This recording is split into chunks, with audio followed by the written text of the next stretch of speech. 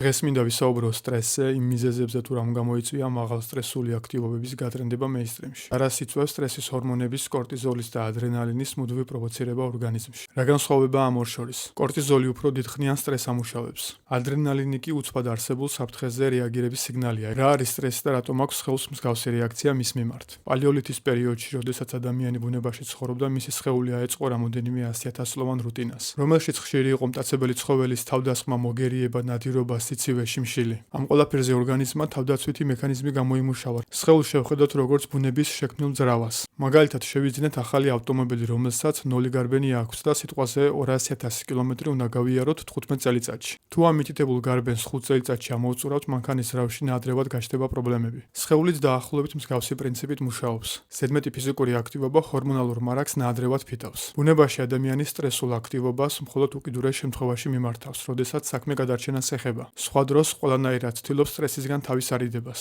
უმიზეზო დარდარბის რამოდენიმე კილომეტრი და ქვას არ წევს ზევით ქვევით. არის ორნაირი სტრესი, ფიზიკური და მენტალური. ორივე მათგანს კრიტიკული ზიანი მოაქვს თუ სტრესი ქრონიკულია. სისხლში შაქრის დონის აწევა, წონის მატება, დაძაბულობა, შფოთვა, დეპრესია, დასუსტებული იმუნიტეტი, თმის ცვენა, სხეულის ყველაზე დიდ ორგანოში კანში კოლაგენის შემცირება, რაც კანს ელასტიურობას უკარგავს და ნადრევად აბერებს. მთლიანად სტრესის არიდება შეუძლებელია, მაგრამ შემცირება შესაძლებელია. ჯერ განვიხილოთ მენტალური სტრესი, რომელიც თანამედროვე ყოველდღიურ ცხოვრებაში თავს გვახვევია. დილით მაღვიძარას ხმა ვერ პოულობს საფულეს ან მანქანის გასაღებს. აგვიანებს სამსახურში ვიღაცამ გზაზე მანქანით ჩაგიჭრა. სვამ კოფეინს, სოციალური ქსელის ნეგატივი, არ გაქვს ძილი მოწესრიგებული. ეს ყველაფერი სტრესის ჰორმონებს წევს. სხეული ფიქრობს, რომ გადარჩენის რეჟიმშია და მოსალოდნელი საფრთხისთვის ემზადება, მაგრამ საფრთხე აბსტრაქტულია. შემდეგ მოდის ფიზიკური სტრესი. ზემოთ ხსენებული დაგროვილი ყალბის საფრთხის იმიტაციისგან მიღებულ სტრესს მძიმე ფიზიკური დატვირთვა ემატება დარბაზში. ამიტომ ვარჯიში უნდა იყოს მინიმალისტური და ხარისხიანი წონებზე ვარჯიშის ხანგრძლივობა არ უნდა აღემატებოდეს 40-50 წუთს.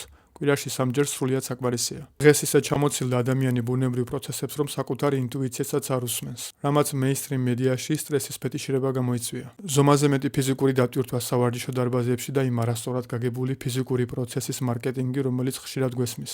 ვარჯიშის დროს ბედნიერების ჰორმონი გამოიყოფა. ვარჯიშის დროს გადარჩენის ჰორმონი ადრენალინი გამოიყოფა, სხეული ვერ ხვდება რას აკეთებ. ინტენსიური აქტივობის დროს ფიქრობს, რომ საფრთხეში ხარ. გადარჩენის ჰორმონებს მაქსიმალურად რთავს, რათა დაგეხმაროს მძიმე შტანგის აწევაში. როდესაც სტრესი ან თვითონ ვარჯიში სრულდება, ბედნიერი ხარ, რადგან სხეული ფიქრობს, რომ გადარჩი და საფრთხეს წარმატებით დააღწია თავი. ამიტომ სასიამოვნო ჰორმონებით და ეიფორიით გაჯილდოვებს, რომელსაც ბედნიერების ჰორმონს ვეძახით. არც ერთ ეგვიპტელ მუშას პირამიდების ლოდების თრევის დროს ბედნიერების ჰორმონი არ გამოეყოფოდა. არც ყანაში მომუშავე გლეხს. ბედნიერი მაშინ ხარ, როცა სტრესი სრულდება. გაიხსენეთ ნებისმიერი სიტუაცია, სადაც საფრთხის წინაშე იყავით. დაგედევნათ ძაღლი, რამე სიმაღლეზე ცოცვის დროს ერთ ადგილზე გაიჭედეთ და როდესაც საფრთხე დასრულდა, როგორი სასიამოვნო იყო და უფრო ცოცხლად გრძნობდით თავს. დღეს კომფორტის ეპოქაში ენერგიის მარაგი იმაზე მეტია, ვიდრე საჭიროება მოითხოვს, რადგან მას ვერ ვხარჯავთ კავდებით ზომაზე მეტი ფიზიკური აქტივობებით, რათა სასწორზე ერთმა მეორე გადაწონოს. რასაკვირველია, ყველა სტრესი ერთნაირი არ არის, მაგრამ დღევანდელი უფრო ხშირია, აბსურდულია და გაცილებით ნაკლებ საფრთხის შემცველია, ვიდრე პალეოლითური, რაც გროვდება და საბოლოოდ ერთიანად იფეთქებს. დაიმახსოვრეთ, მოусმინეთ საკუთარ სხეულს.